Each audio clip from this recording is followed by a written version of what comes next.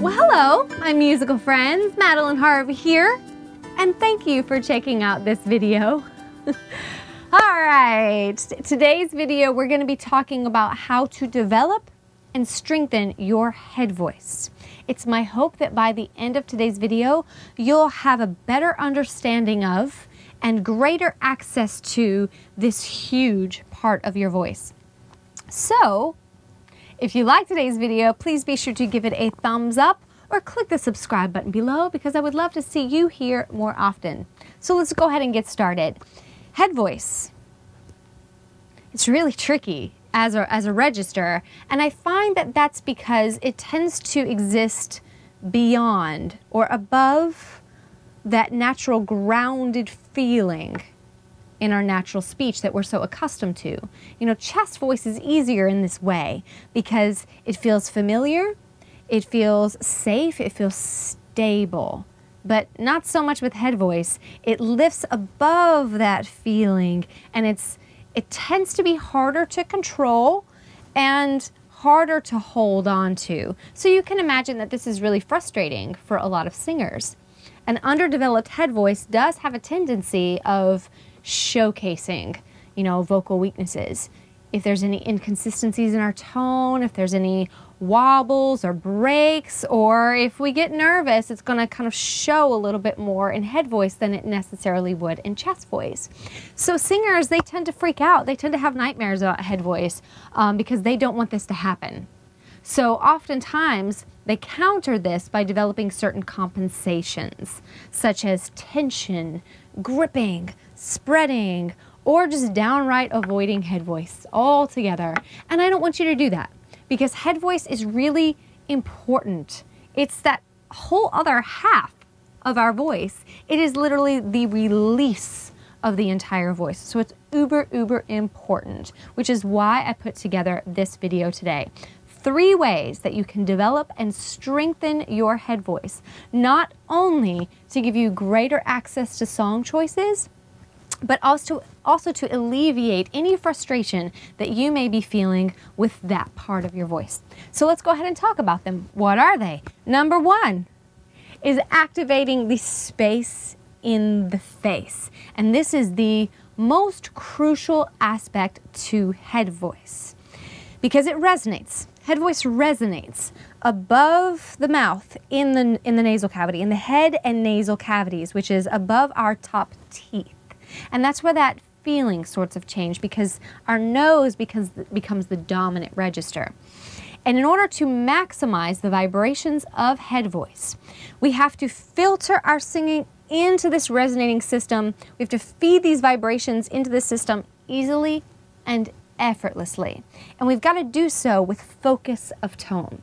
And that's where things tend to go awry for a lot of singers. So if you feel that your head voice feels unstable, breathy, it is because the focus or the resonance isn't as focused. So if I go, the tone is falling backwards and it's becoming unfocused. So what we need to do is focus the tone forward. If you feel that the resonating system is not open at all, the resulting sound is going to be a shrill, labored sound. So like, shrill sound. So the biggest thing that we need to do is open and activate this system. So I want you to close your mouth and bring a lot of aliveness into your eyes, a lot of energy, really excitement into your eyes. And take in a breath, a nice easy breath, and stretch your nose like you're yawning up inside of your nose, activating the space. Good. Now we're going to hold this sensation open as we aim our sound up into our nose. Keeping the mouth closed, we're going to act like we just ate something good. So we're going to go,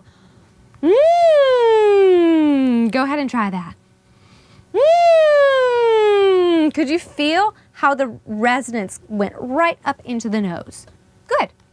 Now you're more than welcome to continue like you ate something good, or you can also try a series of siren sounds like this. Go ahead and try that. could you feel the emphasis being the air going into the nose? Excellent, excellent, excellent. Now you'll want to set aside some time to practice just this. We need to create it as a foundational habit, just kind of getting familiar with it. Keeping the mouth closed is an excellent way to do that because the mouth tends to compete with the nose as a resonating system, but with the mouth closed, it's not open, right? It's not active. So we're emphasizing the nose as a resonating system. And keep doing your sirens, sending your breath up into your nose until it feels really familiar to you. Then you're just going to drop the mouth a little bit, keeping that balance up, lifted. So if I go,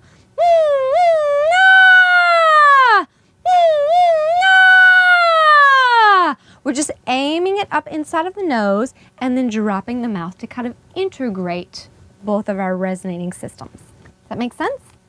Good. But remember, you're going to want to keep this space, this feeling of activating that space as active in your experience as you possibly can. Don't worry about how you look. Your sound is going to be incredible the more that you feel that space is nice and open, and set aside that time to do that, to explore your space acoustically. Good. Very good. So moving on, number 2 is lifting the soft palate. And this is a wonderful way to add focus and clarity into your head voice. And an excellent way to feel this is simply to smile and like hold back a laugh. Do you feel that your soft palate has lifted and your throat's kind of opened right behind your back top teeth? Ah, yeah! Good.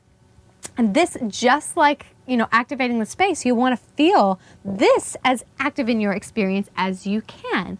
And a great way to play with this is just to sort of tap, almost like you're laughing. Ha!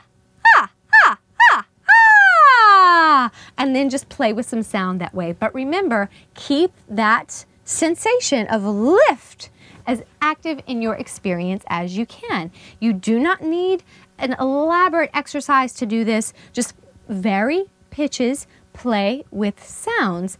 And when you go to sing a song, you're going to see how it kind of parallels. It goes right into the song very easily by feeling that lifted feeling. So let's try a couple of sirens together right now. Let's go. Ah! Ah! Like I'm so excited! Ah, I'm sorry if that's annoying, but really don't be afraid to be absurd. Really feel that lift. Ah! Ah! Try this with me now. Ah! Yeah! Do you feel it's so much easier to focus that tone forward when there's a little bit of lift? Good, good, good. Now let me demonstrate just a neutral soft palate so you can hear the difference. If I go neutral, ah, ah, ah, ah, ah, it's fine, but it's not enough, right? It's not enough. So by lifting it, we give a little bit more oomph in our sound, a little bit more clarity. So we go, ah, ah, ah, ah, ah. You can feel that lift going on back there. So I encourage you to play. Same thing with sirens. You can do that here as well. Ah! Let's go ahead and try that together. Lift, hold it back, that laugh. Ah! Good. Are you feeling how much more presence in your sound is there? Excellent, excellent. Good. Moving on, number 3 is chord closure. And this is a wonderful way to add crispness and vitality to your sound. But it is kind of a finishing touch. And we save this one for last because we need the tone to be established first by aiming the sound into the head. And now that we're getting into this finishing touch, we're going to add a little bit of chord closure, which again will bring that vitality and that crispness into your sound. Not Christmas, crispness. Good. And a good way to initiate chord closure is to kind of think that you're going to be like a monkey, like a grunt, like a monkey, or like a grunt, like a baby. So if I go, can you hear that chord closure? Good, good, good. So then you'll play with a varying degree of pitches. So if I go, good, good, good. So it's just going to grunt.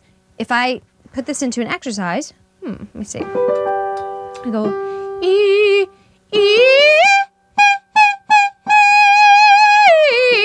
I'm doing a little bit of right before, which brings those chords together, adding that crispness into the sound. That way you don't have to work so hard. But here's my disclaimer.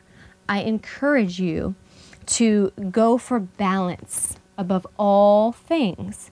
Once you bring those chords together, it's going to be so easy and so wonderful to feel your head voice. And I know how tempting it is just to go overcompensating, go super loud with all that power and all that weight. But I really encourage you to, again, establish foundational habits.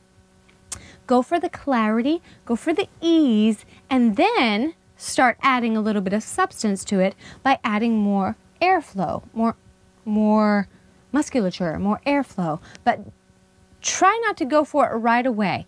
Build that familiarity with it and then add it later. And just like the lifting of the soft palate, a good way to feel this is in little taps. So go short, short, long, like